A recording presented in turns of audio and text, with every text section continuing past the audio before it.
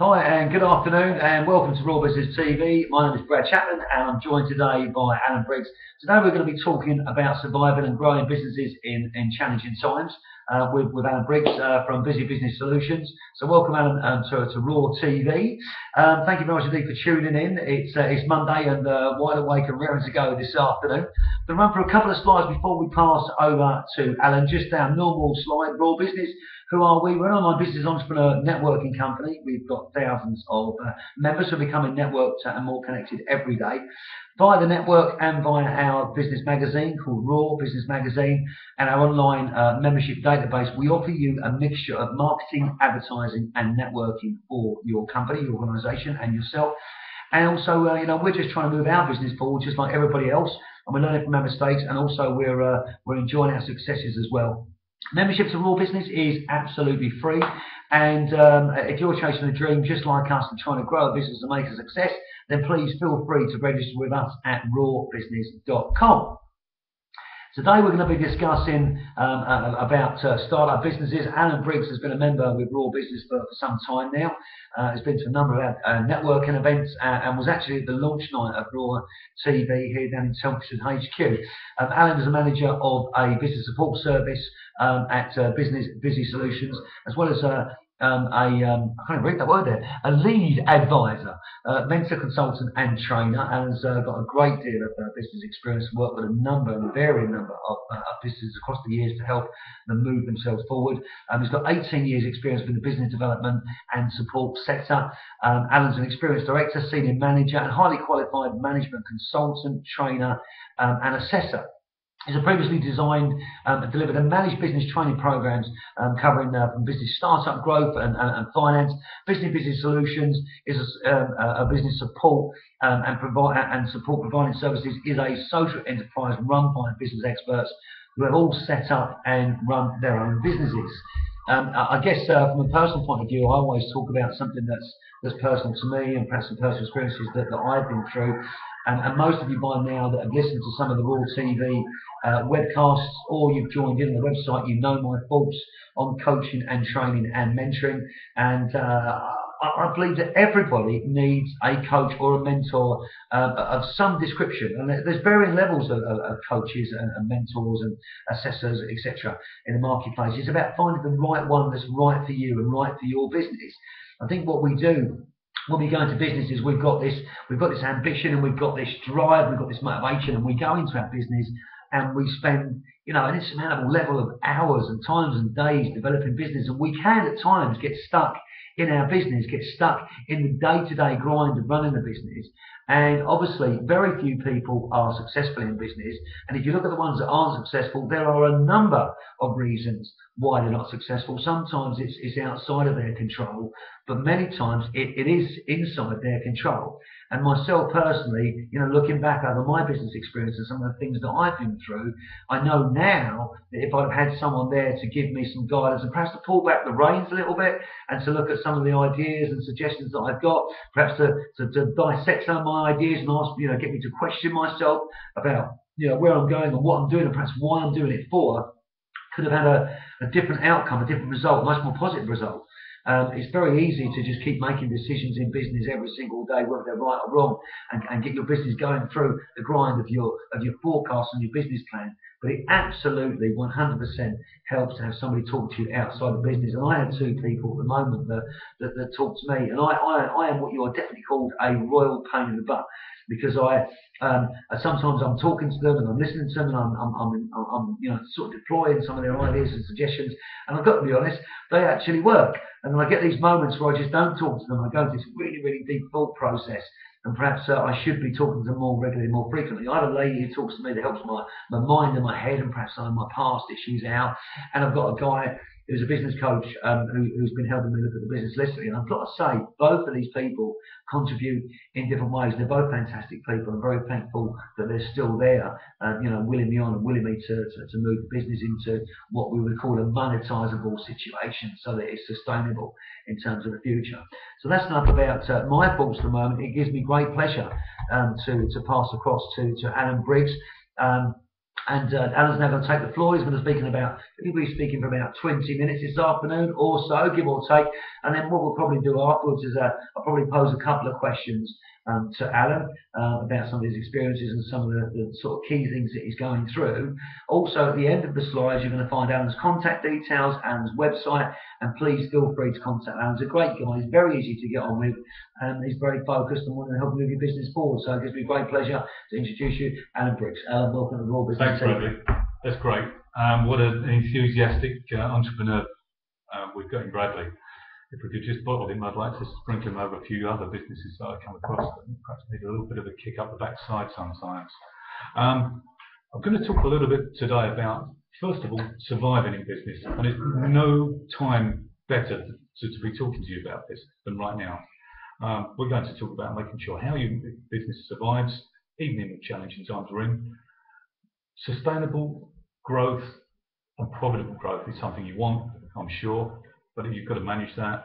Some simple actions that are going to have massive effects on your business, and also managing that growth. I've seen so many businesses that don't manage. So let's look at what's actually happening. First of all, in survival. First comment is, without cash, your business is dead. I pick up the pieces so many times with businesses, and unfortunately sometimes we come into the equation a little bit late in the game when survival has passed. And unfortunately, it's helping people to put their business down humanely, as you would an animal. More businesses fail coming out of recession or slow down than any time, even during the high points of a recession. People don't realise this. I studied at Durham University Business School back in the 80s. I went back and did a postgraduate, a one-year entrepreneurship program.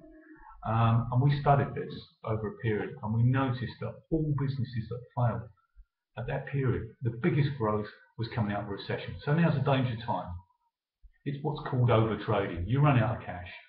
It's easy to go out grabbing loads and loads of business, but you've got to finance it, you've got to manage it, and you've got to grow it. Remember, turnover is vanity.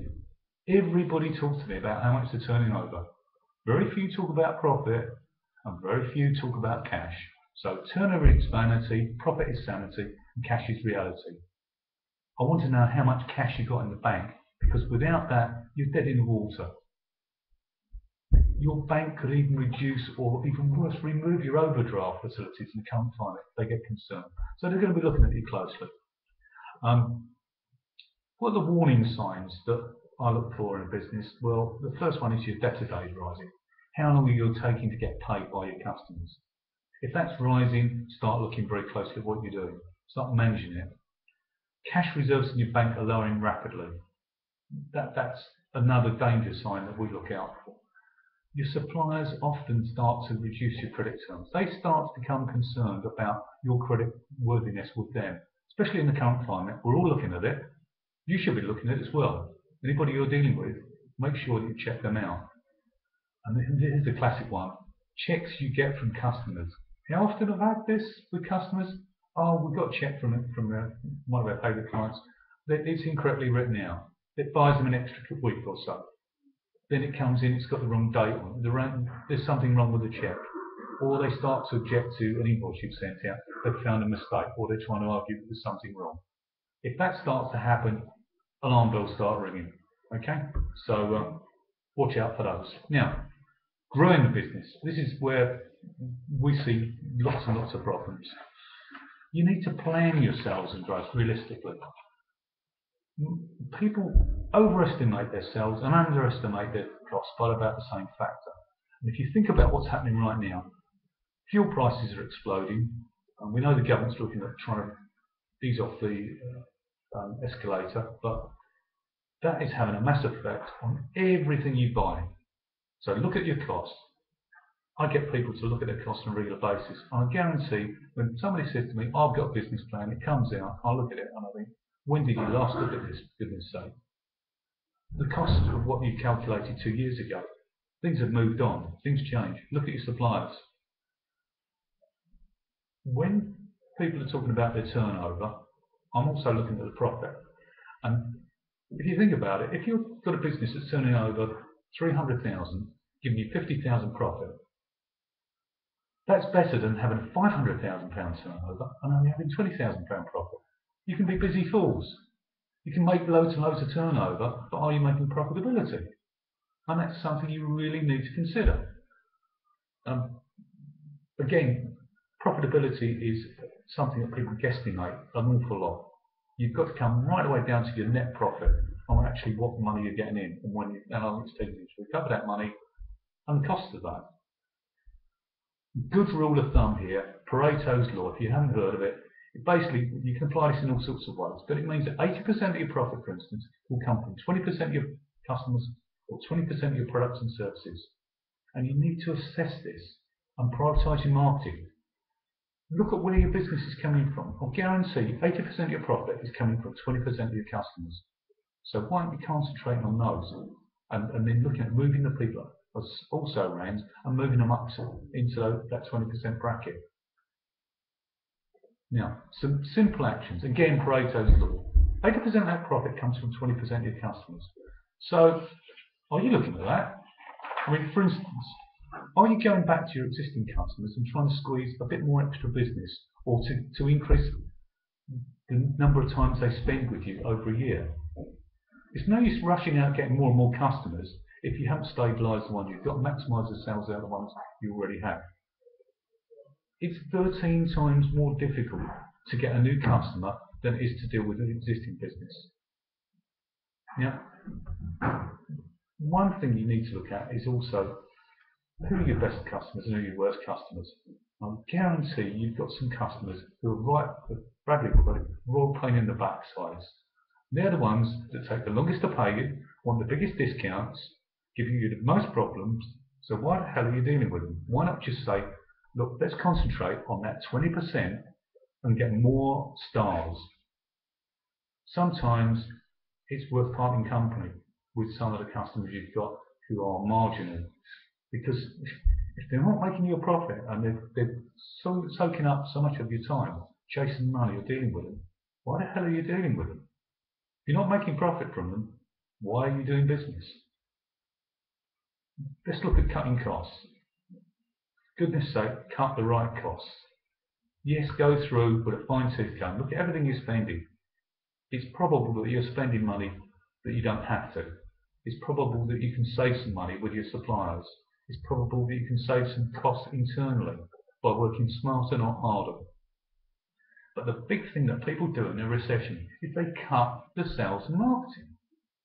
It's the biggest concern for me. If you don't do that, if you actually increase your sales and marketing effort, you're going to pick up business from your competitors just at the point when they're doing that. And you're going to be well placed for when the market upturns. But also, watch the impact of discounts on profitability. Lots and lots of businesses, particularly in the current time, particularly in the current climate, will go out, and what they're going to do, they're actually going to discount. Now, I've actually produced a little table with two equations. One set of numbers which tells you what happens if you reduce your prices, and another one, same table, what happens if you increase your prices. And let's say, for instance, 30% gross profit on your products or service, and you reduce your price by 5%. Do you know you've got to increase your sales by 20% just to maintain the same gross profit? Now that's, you've got to think about that. Are you actually going to get 20% more sales by reducing your price by just 5%? And that's nothing compared to what some people are doing. However, let's say you increase your prices, and I know you're going to say to me, oh, yeah, if I do that, I'm going to lose some customers. Yeah, but you might, but you actually may increase your profitability. And that's something you need to look at carefully with an advisor. 30% GP again, and you increase your prices by 5%. You can actually lose 14% of your sales and still stand still on your gross profit. Now, in my experience, you don't lose 14% sales, you actually only lose 1 or 2 sales if you go about it and sell it in the right way. So why are you cutting costs? Why are you cutting profitability? Look at it very closely. I've done this table. It's called a price and volume sensitivity format. If you go onto our website, which details of which are in, register on our website and request a copy, I'll send it out to you free of charge. And it makes interesting reading. It will make you take a step back and think about what you're doing in terms of costs and discounts and price increases. So what about advertising costs? I see so many businesses wasting money with their advertising. And I'm sure Bradley will tell you this. People throw money at advertising without thinking about it. And they spend money not really recognising which amount of money gets the best effect and where they spend it. And the fact here is 50% of advertising spend is wasted. But how do you know which part? Well, you need to track things. You need to look at your source of inquiries. The number of businesses I sit down with and they're throwing huge amounts of money at loads and loads of different advertising and marketing campaigns at the same time. And then I said, okay, so which one's working? Which one's giving the most effect? How much does it cost you to get that sale for each of those different methods? And they don't know. But why not?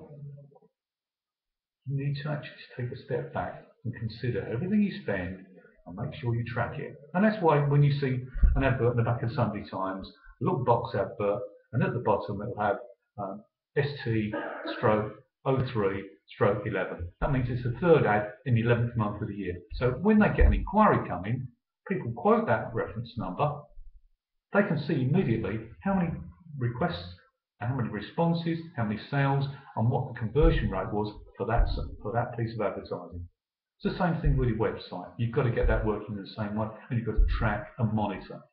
And there are some free tools that I can tell you about that you can download into your website, either yourself or with your website designer, that will track what you're doing. The other aspect is don't sell on price. If you think people buy on price, why aren't we all driving around in Skodas, living in little boxes? If you look out in the marketplace, we're not. People do not necessarily buy on price. Yeah, some people do. The people who are short of cash and are concerned about their income. Other people are spending money like there's nobody business. You know, I can take you to nightclubs in the West End where people are spending £150, £200 on a bottle of champagne and they're buying several bottles. You can walk in tomorrow and see that happening. People do not necessarily buy on price. If we did, we wouldn't be taking holidays in Seychelles. People would be all going to the cheapest bucket and spade place in the UK. It doesn't happen. Consider pricing at a higher rate. Consider pricing yourself for your market. You need to examine that, and you need to talk to somebody that understands that. If you don't understand yourself, get some advice.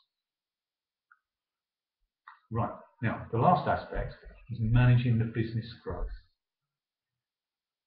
If I go into a business and start talking the first time and I say to them, oh yeah, first question is, have you got a business plan? And often they say, oh yeah, I've got a business plan.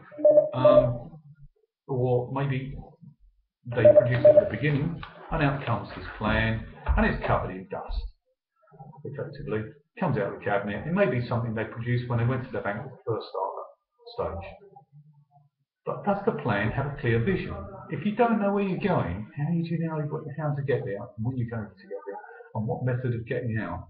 And even when I deal with a startup business, they look at me as I'm barking mad when I say to them, where's your exit strategy? They say, well, hang on, I haven't even started yet.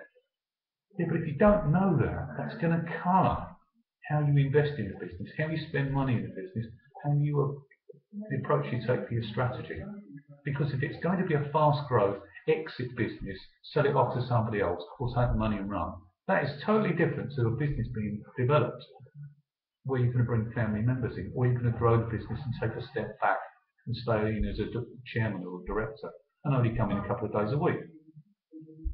Now, to do all this, you need a clear plan, and it's going to have a marketing, people plan, financial plans, and a clear structure for how you're going to spend money and finance the business. The financial forecast, and here's a critical one. Even if people have got a business plan and they pull out a cash flow forecast and a profit and loss forecast, often they've got the forecast columns. But what they don't have is an actual column. And it's no use having a forecast if you don't know how you're doing against that forecast. And you're not sitting there every month and adding in the figures from the actuals, because that's going to colour how the business plan goes. People say to me, oh, I can't plan for my business, it's too fluid. Sorry, I don't accept that. In nearly 20 years of this industry, I've yet to find a business that cannot plan or forecast. Yes, it's going to change, and a business plan and a financial forecast in particular should be living documents. The other aspect is having filled in your actual columns, it's an awful lot easier for you to plan next year, because as you fill in your actuals, add a bit of growth in and do your forecast for next year. Then review it at the end of the year and see what's changed. You may want to grow a bit more, but half the work's done for you. And then the other one, classic here, is reconciling bank accounts. Often businesses do not know what their cash position is. They've got the statements, but that's not the true picture. Doesn't show what checks have already written out that haven't appeared, what money has come in that hasn't appeared yet. And I say to people, at the very least, reconcile your banks and your bank details monthly. See what your true balance is. Take into account the money that's not showing in your account, and then rebalance it. Some businesses, when they're in problems, I do this weekly with them, and they sit down with me on a weekly basis, phone call or a chat on Skype, and I go through exactly where they are. Because if we don't, they're going to get further into trouble. So another critical one is, technical term I know, everybody bangs it about in the industry, key performance indicators, KPIs. I don't like this sort of jargon, but the measure is you've got to manage your business. And to do that, you've got to have objectives, you've got to have targets, and you've got to have something that people can understand within the business, not just you. What about your staff? If they're not behind the business plan, if they're not behind the targets, how do they know what you want from them? And how do they know what success looks like? Then you can all point together and you can all go for gold. I'll guarantee we have a saying, what doesn't get measured doesn't get done. And the number of times I hammer that into businesses. If you don't measure things, how do you know how you're doing? The next step is, having got all this in place, delegate and empower your staff. The number of owner managers that I deal with who've grown the business and they've got their hands around the neck of the business the whole time. They never let go. Nothing happens in the business without it's run by them. And guess what? They go on holiday or they become sick and the business just stands still. Or people are frightened to do anything. It's what I call the benevolent dictatorship stage. They have to overcome that, and often I'm breaking people's mindset and coming away from that. And they say, oh, but if I give it to them to do, they're going to make mistakes. Sure, they're going to make mistakes, but if you manage it effectively, they may make some small mistakes, and you show them where they've gone wrong. They learn, they grow, and they become your senior managers and directors of the future, allowing you to take a step back in the business. You should be growing from within. It's expensive to recruit people, and also it's a risky move. You don't know them. You don't know, yeah, they may have done very well in another business, but are they going to fit in well in your business? And once you've employed them, it's very difficult to get rid of them if they're not very good. And that's another problem for small business today, another legislation hanging around the neck. So be very, very careful. That's it for the moment in terms of what I wanted to get across. I'm sure Bradley's got some comments, and I've perhaps been a bit controversial at times here. But particularly about sacking customers. I'm not sure we like the idea of that, but hey, I'll join back in on the screen with Alan. No, absolutely. Thanks for that. It's definitely thought-provoking, and it's got me thinking more and more as these webcasts do about different aspects of my business. And when I'm sitting and I'm listening, there's always a couple of things that I'm picking up and I'm taking. And I think today I'm listening to what Alan's saying, and I'm thinking how difficult it must be initially for somebody to come in as a consultant or a mentor or an advisor to somebody's business, and to very carefully put across to somebody, or to make them realise, or be suggested that something may not be working in their business. Because I know from my own personal experience, I'm like a Shire horse, or I have been like a Shire horse. I've got my blinkers on and I just keep driving, and that at times has got me into trouble. So when somebody comes in to talk to you and they start suggesting that perhaps you might want to consider doing something another way, or how do you do things, how's this working, that results in that, is that the right result, is that the result you're looking for? No. How do you need to change it? What do you need to do to change it, and what would be the better, more positive desired outcome? So I think my first question might be to Alan, how do you deal initially with business owners when you go in to see them, when they're quite, as you say, very controlling on the business, and you need to get them to loosen up and relax to look at some other potentially beneficial things that could help their business? How do you break down those barriers to an individual to get them to feel comfortable talking about it? I think, Bradley, the very first conversation I have with them starts off with, what is it? What is your aspiration? Why are you in business? What is it you actually want in your life that this business is going to generate? Is it to make loads of money and go and sit on the beach somewhere having sold the business? Is it to grow the business and to stay involved and take a step back? Is it to just generate income so you can sell the business off? Or is it something that you get a buzz out of? I mean, personally, I'm never going to retire. They're going to have to carry me out in a box because I love entrepreneurship. I love entrepreneurs. I love what I do. I get a great buzz from working with not only ordinary businesses, but I work with a lot of charities that want to become social enterprises. I'm also starting to work now with another area, which is the people are coming out of the forces with injuries. We're in contact with Healthy Heroes and other people. And these guys have got additional challenges.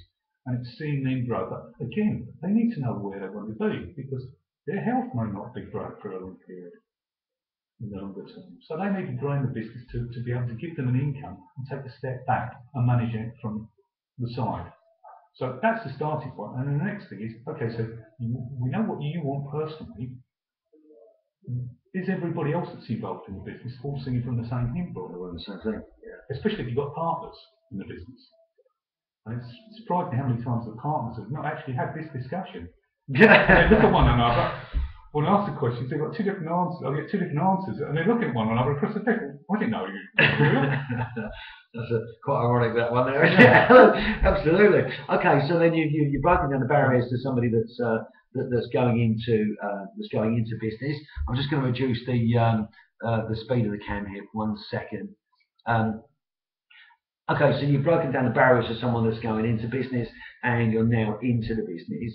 What do you think is the most important, the first aspect to deal with? I mean, you covered a number of different things there: cash in the bank, sales and marketing, team building, have the team on the right page. If a company wasn't performing and perhaps they're losing a little bit of money, or maybe they're just breaking even, what would you say is the primary and most important thing you've got to deal with first? I mean, I'm thinking it's cash in the bank, but what's your thoughts? First off, before you do anything, is to stabilise the business and have a clear plan of where you want to be. Once you know that, we've got to look at the finances of the business and make sure that you've got enough cash in the bank to survive. Because if you've got this plan going forward, how are you going to finance it? And it's no use you running out of cash and saying, oh, well, what do we do now?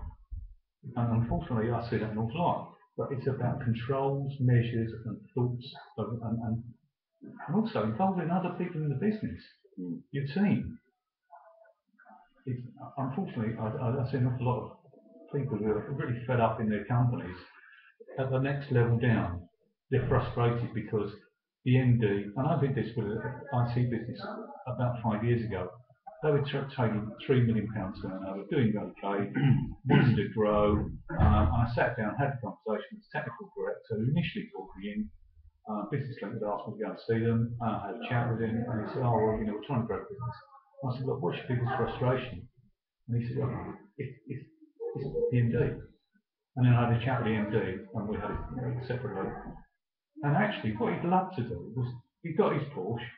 He wanted to spend a bit more time on the golf course and take it back off from the business, but nobody had actually wheeled that one out. So what we did was we allowed him to release himself from the business in a planned way, so that he took a step back. He delegated skills down to the responsibility down to his technical director. I trained him to become the managing director. He flew like mad, and within the year he went from 3 million to 5 million. The chairman was happy, not only because he was able to release it. Unfortunately, his eldest son contracted cancer, and he was able to take that time away from his business. Now, he didn't know that was going to happen, none of us knew. But if we hadn't, can you imagine? If he'd suddenly wanted to take a step back, and he's the benevolent dictator in the business, and inevitably his call was his son, as we all would. The business would probably have come to a grinding halt, or even maybe gone pop. Absolutely. No, that's a fantastic and valid thoughts there. I've got a sentence on the screen there. Staying alive and paying the bills both require our attention squarely fixed on our business. Unfortunately, we might be missing something important to our happiness and to our survival. Jason Gardner. That was put up by my operations manager, Tom Mapes. Well, listen, if you want to contact Alan Briggs, you can do so. The address details are on the screen there for Busy Business Solutions. The guys are based down in Silver End in Whittam, so not too far away from our Chelmsford headquarters. And again, Alan, will travel, will come out to meet customers in a larger demographic area. And of course, nowadays, with the benefit of Skype and other online mediums, you can be based in Glasgow and talk to somebody down in the south, and you can be together instantly. Telephone numbers and emails are there. Please feel free to visit busybusinesssolutions.com for further information. And as Alan said, he's got some downloadable documents for you on his website. And if you want to contact him directly, then just make a note of the mobile number that's on the screen now, or you can find Alan's details on rawbusiness.com in the member database. And that just leaves me to say thank you very much indeed for joining us today. Next time on Raw TV, we've got Glenn Watts on his passion, business protection. He's in tomorrow at 6 p.m. Greenwich Mean Time. We've got to put Greenwich Mean Time up because this is an American system called COM-F5. It's a fantastic video system which you can also utilise and use. It's like $100 a month for unlimited video streaming to all your customers, and I absolutely recommend it. And it's also an affiliate scheme thing as well, which helps to earn some extra money. So thank you very much indeed from me. One of the titles we've now got on the Raw Business website, and it's the title of my forthcoming book as well. It's called Everyday People Achieve Extraordinary Things.